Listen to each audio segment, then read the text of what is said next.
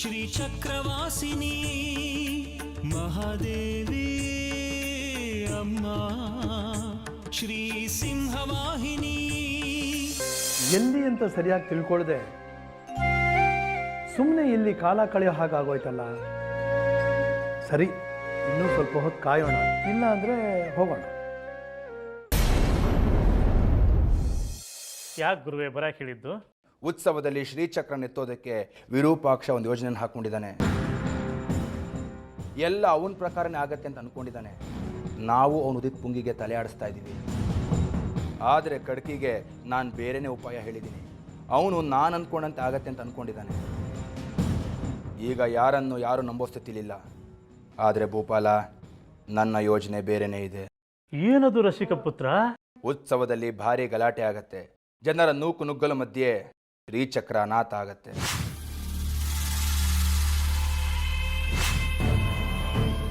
ಶ್ರೀಚಕ್ರನ ಎತ್ಕೊಂಡು ನಾನು ನೇರವಾಗಿ ನಿನ್ನ ಹತ್ರ ಬರ್ತೀನಿ. ಗಡ್ಕಿಗೆ ನನ್ನ ಉಪಾಯ ಗೊತ್ತಿಲ್ಲ. ಶ್ರೀಚಕ್ರ ಅವನಿಗೆ ಸಿಗತ್ತೆ ಅಂತ ಅಂದ್ಕೊಂಡಿದ್ದಾನೆ. ನಾನು ಹಿಂಗೆ ಶ್ರೀಚಕ್ರ ತಂದ್ಕೊಡೋ ವಿಚಾರ ನಮ್ಮಿಬ್ಬರಿಗೆ ಬಿಟ್ಟು ಮೂರನೇ ಅವನಿಗೆ ಗೊತ್ತಾಗಬಾರ್ದು. ಇದೆಲ್ಲ ನಾನು ನಿನಗೋಸ್ಕರ ಮಾಡ್ತೀನಿ. ನನ್ನ ನಾನೇ ರಸಿಕ ಪುತ್ರ, ನಾ ಬೇರೆ ಯಾರಿಗೂ ಹೇಳಂಗಿಲ್ಲ. ಹೇಳಿ ನಂತರ ನನ್ನ ನಾಲಿಗೆ ಬಿದ್ದು ಹೋಗ್ಲಿ.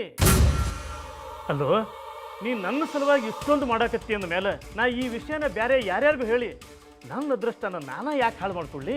ನನ್ನ ಸುಗಂಧಿನಿ ಕನ್ಯೆ ಸಿದ್ಧವಾಗಿರಬೇಕು. ಅಷ್ಟರಲ್ಲಿ ಅಯ್ಯೋ ನನ್ನ ರಸಿಕ ಪುತ್ರ, ಈ ಕೈಯಾಗ ಆ ಶ್ರೀಚಕ್ರನ ತಂದು ಕೊಡು, ಈ ಕೈಯಾಗ ಆ ಸುಗಂಧಿನಿ ಕನ್ಯೆನ ಕರ್ಕೊಂಡು ಹೋಗು. ಆದರೆ ಒಂದು ಮಾತು, ಅದನ್ನು ನೀನು ನನ್ನ ಸಲಹೆ ಅಂತಲೇ ತಿಳ್ಕೊ. ಅದೇನು ಅಂತ ಹೇಳು. ಉಪದೇಶ ಮಾಡೋದಿದ್ರೆ ಬೇಡ, ನಾನು ಯಾರ ಮಾತನ್ನು ಕೇಳಲ್ಲ. ಉಪದೇಶ ಅಲ್ಲ, ಆ ಶ್ರೀಚಕ್ರ ಉತ್ಸವಕ್ಕೆ ಇನ್ನು ಉಳಿದಿರೋದು ಮೂರು ದಿನ. ನೀ ಆ ಶಾಸ್ತ್ರಿ ಜೋಡಿ ಸಂಬಂಧ ಸ್ವಲ್ಪ ಚಲೋ ಇಟ್ಕೋ, ಸ್ವಲ್ಪ ತಗ್ಗಿ ಬಗ್ಗಿ ನಡ್ಕೋ. ಆ ಶ್ರೀಚಕ್ರ ಸಿಗುವವರೆಗೂ ಇದು ನಿನಗೆ ತ್ರಾಸ ಆಕ್ಕತಿ ಅಂತ ನನಗೆ ಗೊತ್ತೈತಿ. ಆದರೂ ನಮ್ಮ ಕೆಲಸ ಆಗ್ಬೇಕಲ್ಲ. ಕಾರ್ಯ ಸಾಧಿಸೋ ಸಲುವಾಗಿ ಕತ್ತೆ ಕಾಲಾದರೂ ಹಿಡಿ ಅಂತೀನಿ. ನಾನೀಗ ಅದನ್ನೇ ಮಾಡ್ತಿರೋದು.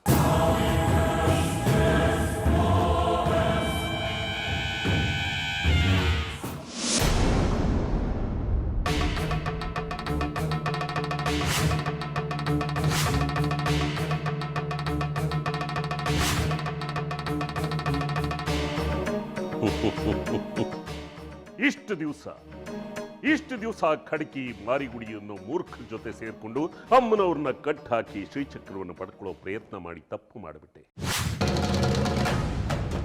ಇನ್ನು ಮುಂದೆ ನಾನೊಬ್ಬನೇ ಅಮ್ಮನವ್ರ ಕೃಪೆಯಿಂದ ಶ್ರೀಚಕ್ರವನ್ನು ಪಡ್ಕೊಳ್ತೀನಿ.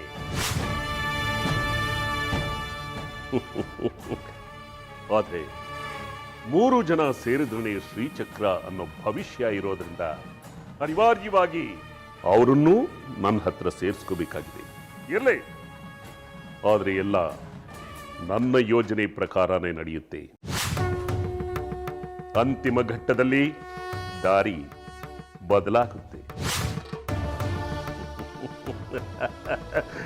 ಶ್ರೀಚಕ್ರ ನನ್ನ ಕೈಗೆ ಬಂದ ತಕ್ಷಣ ಅದನ್ನ ರಹಸ್ಯವಾದ ಸ್ಥಳಕ್ಕೆ ತಗೊಂಡು ಹೋಗ್ತೀನಿ.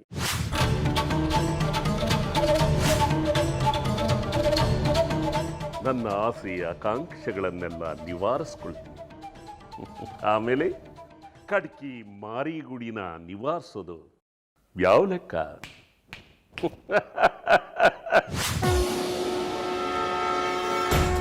ಒಂದು ತಿಂಗಳು ಅವನಿಗಂತೆ, ಇನ್ನೊಂದು ತಿಂಗಳು ಇವನಿಗಂತೆ. ಇದೇನು ರಾಜ್ಯಭಾರನ? ತಿಂಗಳು ಪಟ್ಟ ಹಂಚಿಕೊಂಡು ರಾಜ್ಯ ಆಳೋದಕ್ಕೆ ಇಲ್ಲ, ಸಂಪೂರ್ಣವಾಗಿ ಅದು ನಂದೇ. ಪಾಲುದಾರಿಕೆ ಇಲ್ಲ. ವಿರೂಪಾಕ್ಷ ಶಾಸ್ತ್ರಿ, ಸಿದ್ಧನಾಗು. ಈ ಭೂಮಿಯಲ್ಲಿರೋ ಸಕಲ ವೈಭೋಗಗಳನ್ನು ಅನುಭವಿಸೋದಕ್ಕೆ ಸಿದ್ಧನಾಗು.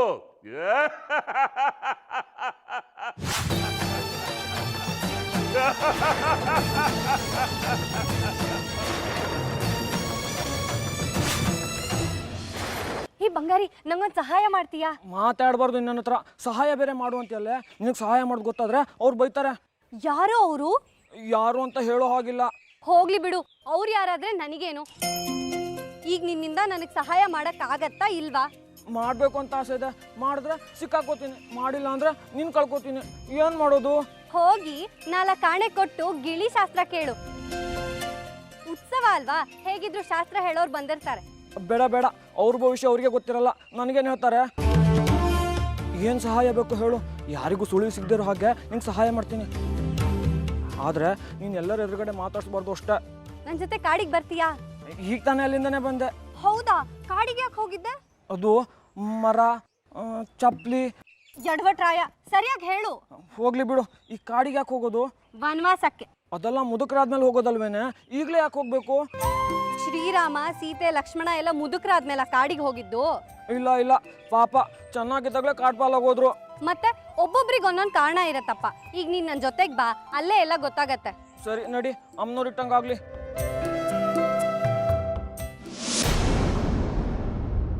ರಾಜಮಾತೆ ರಾಜಲಕ್ಷ್ಮಿ ಅವರೇ, ಏನ್ರಿ ಏನ್ ನಡೆಸ್ತಾ ಇದ್ದೀರಾ? ನನ್ನ ಹೆಂಡತಿ ಇದೆ ಮನೇಲಿ ಇರೋದಾದ್ರೆ ಅವಳು ನನ್ನ ಹೆಂಡತಿನೇ ಅಲ್ಲ ಅಂತ ವಿಚ್ಛೇದನಕ್ಕೆ ಹಾಕ್ತೀನಿ. ತಾಳಿ ಕಟ್ಟಿರೋ ಗಂಡ ನಾನು ಇರ್ಬೇಕಾದ್ರೆ ಅವಳು ಈ ಮನೇಲಿ ಹಾಕಿ ಇರಬೇಕು? ಜನನೆಲ್ಲ ಸೇರಿಸಿ ಗಲಾಟೆ ಮಾಡ್ತೀನಿ. ಕಳ್ಸ್ಕೊಡ್ರಿ ಅವಳನ್ನ. ಅಯ್ಯ ನರಕಾಸುರ, ಅವಳು ಹೊಟ್ಟೆಲಿ ಹುಟ್ಟೋ ಮಗುಗೆ ಏನಾದ್ರೂ ತೊಂದರೆ ಆದ್ರೆ ಅದಕ್ಕೆ ನೀನೇ ಕಾರಣ ಅಂತ ಬರೆದು ಕೊಡು. ಆಗ ಸುನೀತನ್ನ ನಿನ್ ಜೊತೆನೆ ಕಳಿಸ್ಕೊಡ್ತೀನಿ. ಹಾಗೆಲ್ಲ ಬರ್ಕೊಡೋದಕ್ಕಾಗಲ್ಲ ಕಣ್ರಿ. ಮುಂದಿನ ವಾರ ನಮ್ಮಮ್ಮ ಬರ್ತಾ ಇದ್ದಾಳೆ. ಅವಳು ಬಂದಾಗ ಮನೆಯೆಲ್ಲ ಬಣಬಣ ಅಂತ ಇದ್ರೆ ಬಾಯಿಗೆ ಬಂದಂಗೆ ಬೈತಾಳೆ ನಮ್ಮಮ್ಮ ನನಗೆ. ನಿನ್ನ ಹೆಂಡತಿ ಕರ್ಕೊಂಡೋಗಿ ಯಾರ ಮನೆಯಲ್ಲೋ ಬಿಟ್ಟಿದ್ಯಲ್ಲ ಮುಂಡ್ಯದೆ ಅಂತ. ನಿಮ್ಮಮ್ಮ ತಾನೇ ಬೈಯೋದು, ಬೈಸ್ಕೋ, ಬುದ್ಧಿ ಬರ್ಬೋದು. ಅಷ್ಟಕ್ಕೆ ಬಿಡಲ್ಲ ನಮ್ಮಮ್ಮ. ನಮ್ಮಮ್ಮ ಒಂಥರ ರಣಚಂಡಿ ಇದ್ದಾಗೆ. 4 ಕಪಾಳಕ್ಕೆ ಬಾರಿಸ್ತಾಳೆ ನನಗೆ. ಹೊಡಿಸ್ಕೋ, ಯಾರಿಗೂ ಕೇಳಿಸೋದಿಲ್ಲ. ನಿಮ್ಮಂತ ಮುದುಕಿರ ಹತ್ರ ನಂದೇನ್ರಿ ಮಾತು? ಕರೀರಿ ನಿಮ್ಮ ಮಗನ್ನ ಗಂಡಸು ಅಂದ್ಕೊಂಡವನ್ನ. ಕೇಳಿಸ್ಕೊಂಡೆ ಜಗ್ಗಿ ನೀನು ಆಡಿದ ಮಾತನ್ನ. ಹೀಗೆ ಎದ್ರುಕೊಂಡು ಹಿಂದೆ ನಿಂತ್ಕೊಳ್ಳೋದ್ರ ಬದಲು ನನ್ನ ಹೆಂಡ್ತಿನ ಅಂದ್ರೆ ನಿಮ್ಮ ಆಪ್ತ ಮಿತ್ರೆ ನಿಮ್ಮ ನಾದಿನಿನ ನನ್ನ ಜೊತೆ ಕಳಿಸ್ಕೊಡ್ರಿ. ನಾನು ಅವತ್ತೇ ಬಡ್ಕೊಂಡೆ ಸುನೀತಾ ಇಲ್ಲಿರೋದು ಬೇಡ ಅಂತ. ನನಗೆ ಈಗಲೂ ಅವಳಿಲ್ಲಿ ಇರೋದು ಇಷ್ಟ ಇಲ್ಲ. ಹುಡುಕೊಂಡು ಕರ್ಕೊಂಡು ಹೋಗು. ಸದ್ಯ ನನಗೂ ತೊಂದರೆ ತಪ್ಪುತ್ತೆ. ಎಲ್ಲಿ ಬಚ್ಚಿಟ್ಟಿದ್ದೀರ ನನ್ನ ಹೆಂಡತಿ ಸುನೀತಾನ? ನನಗೇನೋ ಗೊತ್ತು. ನಾನು ಈಗ ಬರ್ತಾ ಇದ್ದೀನಿ ಹೊರಗಡೆಯಿಂದ. ನಿನ್ನ ಮುಂದೆ ಗರುಡಗಂಬ ನಿಂತಿದ್ದೀನಿ. ಹೇಳ್ರಿ, ನನ್ನ ಹೆಂಡತಿನ ಎಲ್ಲಿ ಬಚ್ಚಿಟ್ಟಿದ್ದೀರ ಹೇಳಿ. ಹೇಳೋದಿಲ್ವೋ ಸಿಂಗಳೀಕ?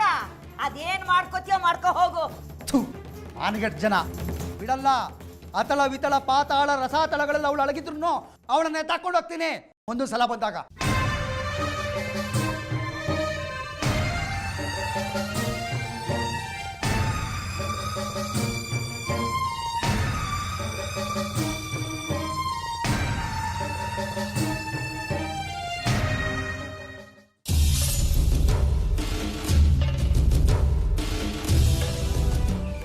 ಏನು ಹುಡುಕ್ತಿದ್ಯಾ? ಈಗಲಾದ್ರೂ ಹೇಳು. ಊರಲ್ಲಿ ಕೇಳಿದ್ದಕ್ಕೆ ಅಲ್ಲಿ ಹೋದ್ಮೇಲೆ ಎಲ್ಲ ಗೊತ್ತಾಗುತ್ತೆ ಅಂತ. ಈಗ ನೋಡಿದ್ರೆ ನಿನ್ನ ಪಾಡಿಗೆ ನೀನು ಹುಡುಕ್ತಿದ್ಯಾ. ಏನು ಅಂತ ಹೇಳಿದ್ರೆ ನಾನು ಹುಡ್ಕೋಕೆ ಸಹಾಯ ಮಾಡ್ಬೋದಲ್ವಾ? ನದಿ ಹತ್ರ ಹೋಗು, ಅಲ್ಲೊಂದು ಮಣ್ಣಿನ ಗಡ್ಡೆ ಸಿಗತ್ತೆ, ಅದ್ರೊಳಗಡೆ ಏನೋ ಇರುತ್ತೆ ಅಂತ ಮೇಷ್ಟ್ರಮ್ಮ ಹೇಳಿದ್ರು, ಅದಕ್ಕೆ ಹುಡುಕ್ತಿದ್ದೀನಿ. ಇಂಥದ್ದು ನದಿತೀರ ಅಂತ ಪಕ್ಕ ಹೇಳಿದ್ರ? ಯಾಕೆಂದ್ರೆ ಆ ಕಡೆ 8 ಮೈಲು ಈ ಕಡೆ 8 ಮೈಲು ಇದೆ. ಹೌದೇನೋ? ನದಿ ಹತ್ರ ಹೋಗು ಅಂದ್ರು, ನಾನು ಬಂದ್ಬಿಟ್ಟೆ. ನನ್ನೊಂದು ಅಡ್ಡ ಅಂತೀರ ಎಲ್ರು. ನೀವು ಮಾಡಿರೋ ಕೆಲಸ ನೋಡಿದ್ರೆ ಈಗ ಎಲ್ಲಿ ಅಂತ ಹುಡ್ಕೋದು? ನಮ್ಮೂರಿಂದ ಬಂದ್ರೆ ಸಿಗೋದು ಇದೇ ನದಿ ತೀರ ಅಲ್ವಾ? ಇಲ್ಲಿಂದ ಹುಡ್ಕೊಂಡು ಹೋಗೋಣ, ಎಲ್ಲಾದ್ರೂ ಒಂದ್ ಕಡೆಗೆ ಸಿಕ್ಕೇ ಸಿಗುತ್ತೆ. ಮೇಷ್ಟ್ರಮ್ಮ ಇಂಥದ್ದೇ ಜಾಗ ಅಂತಿದ್ದಿದ್ರೆ ಹೇಳಿರೋರಲ್ವಾ, ಪೆದ್ ಬಂಗಾರಿ. ಮಾಡಿರೋ ತಪ್ಪನ್ನ ಹೇಳಿದ್ರೆ ನನ್ನೇ ಪೆದ್ದ ಅಂತೀಯ. ಸರಿ ಬಾ ಇವಾಗ.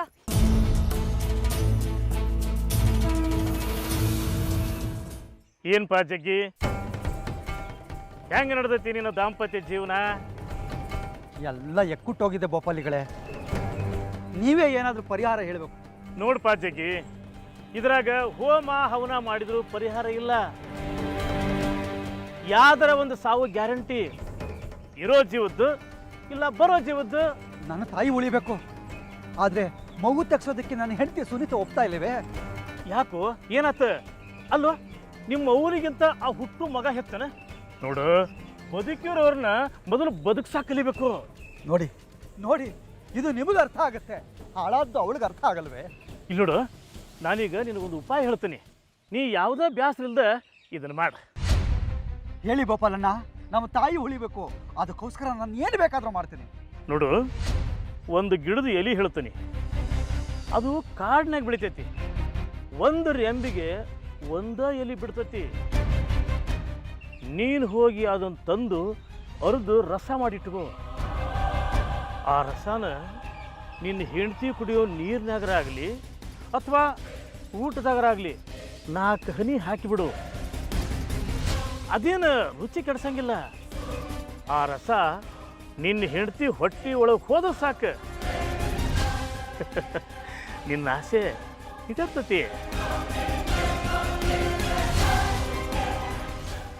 ನಿಮ್ಮ ಹತ್ರ ಇದ್ರೆ ಕೊಡಿ ಗೋಪಾಲಿಗಳೇ, ಎಷ್ಟು ಬೇಕಾದ್ರೂ ಕೊಡ್ತೀನಿ ದುಡ್ಡು. ಅಂಥ ವಿಷಾನ ಮನೆಯಾಗ ಇಟ್ಕೊಂತಾರನ? ಯಾಕೆ ಗೋಪಾಲಿಗಳೇ? ನನ್ನ ಹತ್ರ ದೆವ್ವ ಭೂತ ಹಿಡಿದವರೆಲ್ಲ ಬರ್ತಾರ.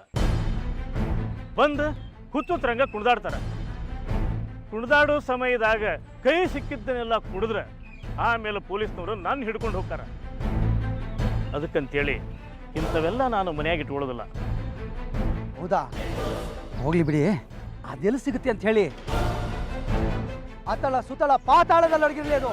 ಅದನ್ನು ತಗೊಂಡು ಬರ್ತೀನಿ. ನನ್ನ ಹೆಂಡತಿ ಹೊಟ್ಟೆಲಿರೋ ಮಗುನ್ ತೆಗಿತೀನಿ.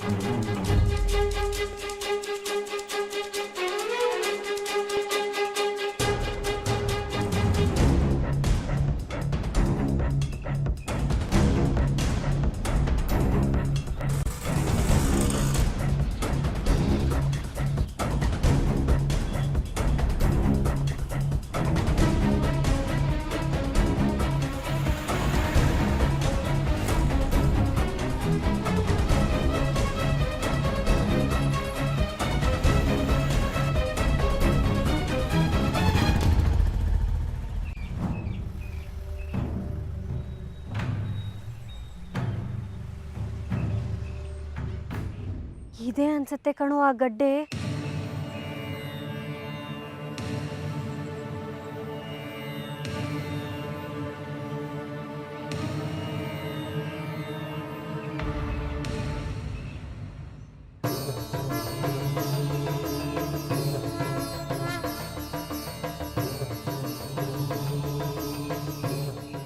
ಏನೇ ಇದು, ಇಷ್ಟೊಂದು ಭಾರ ಇದೆ? ಒಳಗಡೆ ಏನಿರ್ಬೋದೋ ಬಂಗಾರಿ.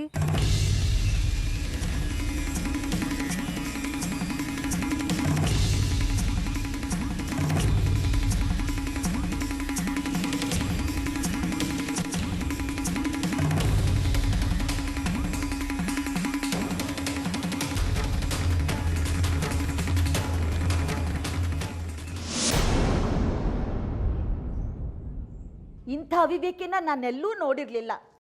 ನಮ್ಮ ಚಿನ್ನದಂಥ ಸುನೀತಿನಿಗೆ ಅಂಥ ಅವಿವೇಕಿ ಸಿಕ್ಕಿದ್ದು ದುರಂತ. ಅಲ್ಲ, ಅವನ ಹೆಂಡತಿ ಹೊಟ್ಟೆಲಿ ಮಗು ಹುಟ್ಟಿದ್ರೆ ಅವ್ರ ಅಮ್ಮ ಸಾಯ್ತಾರೆ ಅಂತ ಯಾವ ಪುಣ್ಯಾತ್ಮ ಹೇಳಿದ್ನೋ? ಯಾರೋ ಪ್ರಕಾಂಡ ಜ್ಯೋತಿಷಿ ಅಂತ. ಇವರು ಅವ್ರು ಹೇಳಿದ್ದನ್ನ ನಂಬ್ಕೊಂಡು ಬಂದು ನನ್ನನ್ನು ಪೀಡಿಸ್ತಾ ಇದ್ದಾರೆ. ನೀನು ಅದನ್ನೆಲ್ಲ ಯೋಚನೆ ಮಾಡಿಕೊಂಡು ಕೊರಗ್ತಾ ಕೂತ್ಕೋಬೇಡ. ದೇವ್ರ ಕತೆ, ಒಳ್ಳೊಳ್ಳೆ ಕಾದಂಬರಿಗಳು, ಅಮ್ಮನವ್ರ ನಾಮಸ್ಮರಣೆ ಇಂಥದ್ದೆಲ್ಲ ಮಾಡು.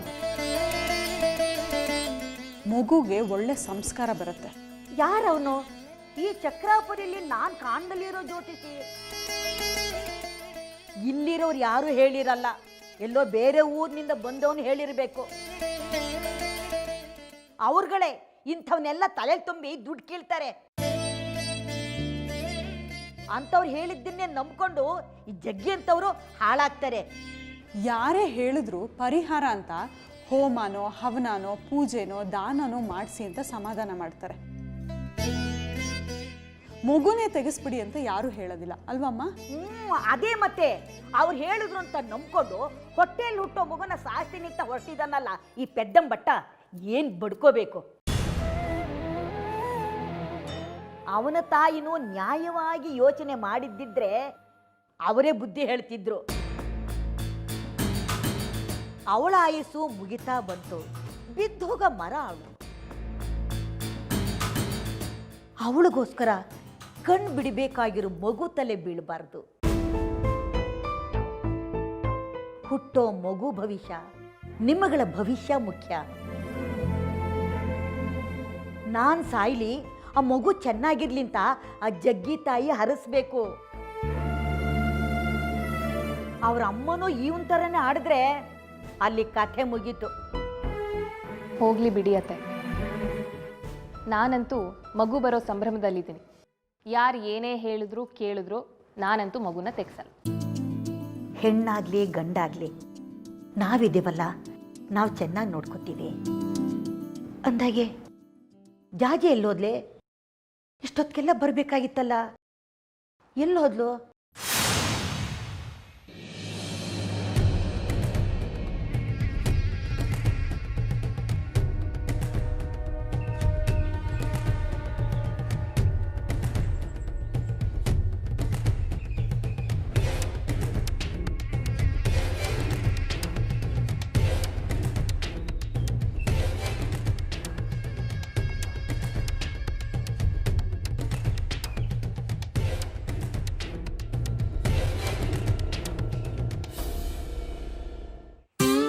ಯಾಕೆ ಮುಖ ಯಾಕೋ ಒಳ್ಳೆ ರಾಕ್ಷಸ ಸಂಹಾರ ಮಾಡೋ ತರ ಇಟ್ಕೊಂಡಿದ್ಯಾ? ನಾನು ಏನ್ ಮಾಡೋದು ತಪ್ಕೊಂಡಿರ್ತೀಯ, ನೀನೇ ಮಾಡ್ಕೋ ಹೋಗು. ಲೋ ಬಂಗಾರಿ, ನಿಂತ್ಕೊಳೋ. ಪಾರೋ, ಸುಮ್ನೆ ತಮಾಷೆಗೆ ಹೇಳ್ದೆ ಅಷ್ಟೇ. ಹಂಗ ಹೇಳೋ. ತಗೋ.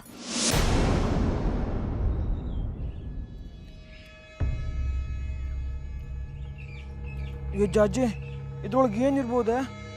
ಗೊತ್ತಿಲ್ಲ ಕಣೋ, ಮೇಷ್ಟ್ರಮ್ಮ ನದಿ ಹತ್ರ ಹೋಗಿ ನೋಡು ಅಂದ್ರು ಅಷ್ಟೇ.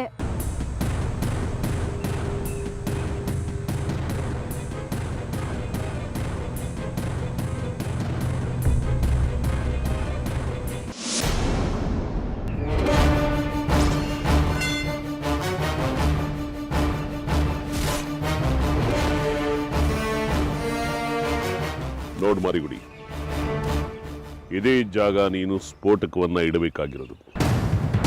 ಖಡ್ಕಿ ಮತ್ತು ಮಣಿಕಂಠನ್ ಕರ್ಕೊಂಬಂದು ಈ ಜಾಗನ ತೋರಿಸ್ಬೇಕಾದ್ದು ನಿನ್ನ ಜವಾಬ್ದಾರಿ. ಆಗಲಿ ಶಾಸ್ತ್ರಿಗಳೇ, ನೀವು ಹೇಳಿದ್ಮೇಲೆ ಮುಗೀತು.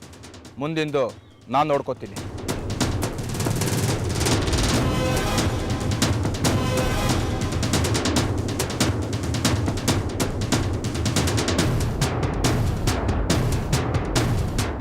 ನೋಡು, ಅದೇ ಗೋಡೆ. ಆ ಗೋಡೆಯಿಂದ ಆಚೆ ಇರೋದೇ ಕಲ್ಯಾಣ. ಉತ್ಸವದ ದಿನ ಶ್ರೀಚಕ್ರ ಎತ್ಕೊಂಡು ಆ ಗೋಡೆ ಪಕ್ಕದಲ್ಲೇ ನಾನು ಇಲ್ಲಿಗೆ ಬರ್ತೀನಿ. ನೀನು ನಿನ್ನ ವಾಹನವನ್ನು ಸಿದ್ಧ ಮಾಡಿಕೊಂಡು ನನಗೋಸ್ಕರ ಇಲ್ಲಿ ಕಾಯ್ತಾ ಇರಬೇಕು. ಆಗಲಿ ಶಾಸ್ತ್ರಿಗಳೇ, ಎಲ್ಲ ನೀವು ಹೇಳ್ದಾಗೆ ನಡೆಯುತ್ತೆ. ವಿನಯ ಬೇಡ, ಅದು ನಿನ್ನೊಳಗಿಲ್ಲ ಅಂತ ಗೊತ್ತು. ಅತಿ ವಿನಯಂ ಧೂರ್ತ ಲಕ್ಷಣಂ. ಅರೆ ಹೊರಟ್ಬಿಟ್ರಲ್ಲ, ಬನ್ನಿ ನಾನು ಜೀಪಲ್ಲಿ ಬಿಡ್ತೀನಿ. ಬೇಡ, ನಿನ್ನ ಜೊತೆ ಕೂತ್ಕೊಂಡು ಜೀಪ್ನಲ್ಲಿ ನಾನು ಓಡಾಡಿದ್ರೆ ನೋಡಿದ ಊರು ಜನ ನನ್ನ ಮೇಲೆ ಅನುಮಾನ ಪಡ್ತಾರೆ. ಉತ್ಸವ ದಿನ ಕಳುವಾಗೋ ಶ್ರೀಚಕ್ರಕ್ಕೆ ತಳಕು ಹಾಕೋತಾರೆ. ನನ್ನ ದಾರಿ ನನಗೆ ಸ್ಪಷ್ಟವಾಗಿದೆ.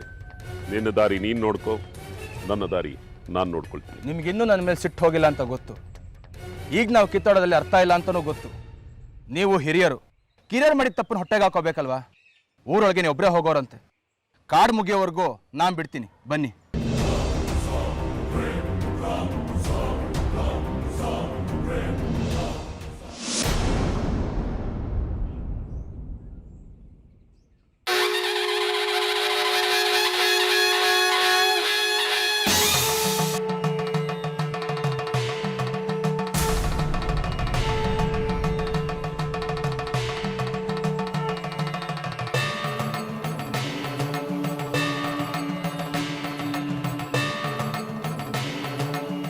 ಏನೇ ಇದು ಜಾಜಿ? ಯಾವುದು ವಿಗ್ರಹ ಇದ್ದಂಗಿದೆಯಲ್ಲೋ. ಸಿಂಧೂರಾರುಣ ವಿಗ್ರಹ ತ್ರಿನಯನ ಮಾಣಿಕ್ಯ ಮೌಲಿ ಸ್ಫುರತ್ ತಾರಾನ